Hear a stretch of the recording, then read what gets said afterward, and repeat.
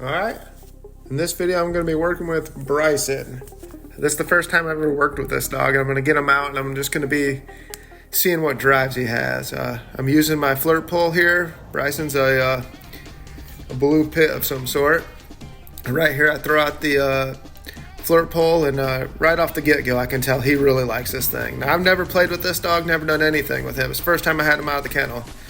And right here is where I realized, perhaps you better know the dog you're working with before you start testing their prey drive, especially when it comes to like a bulldog breed, where they really have a lot of go to them and a lot of breeding into catching and holding. Like I said, he really likes this thing. Right here, I'm holding him back from the toy and I put it behind my back. It's probably not the brightest idea on my part, but I'm like I said, I look at the camera and I realize, oh, this dog has a lot of drive. I said, okay. And I should have just been done right here and there, but I had the camera going and I wanted to show people a dog with good drive, so I kept the toy in my hand, which I shouldn't have done.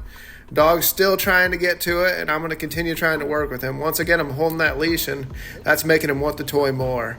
I have no bond, I have nothing built with this dog. So like I said, he doesn't know me from anybody, and I don't know him from anybody.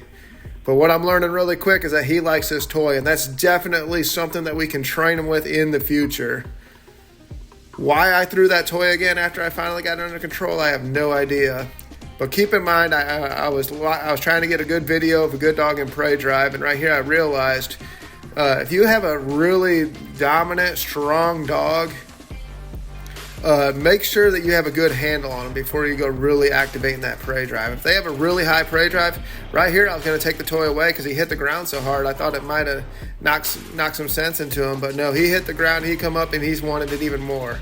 So I wiggled it. I still seen he wanted it. I said, okay, it's time for me to put this toy up. He was not ready for me to put that toy up. I had no way of telling him that the game's over.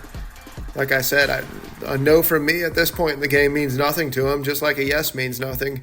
But what he did discover is whatever I have right there, he wants really bad. And like I said, this thing could have turned into a really bad scenario pretty quick. So if you're ever working with a dog with really high prey drive, right there, he's still biting the leash. He does not want this game to be over.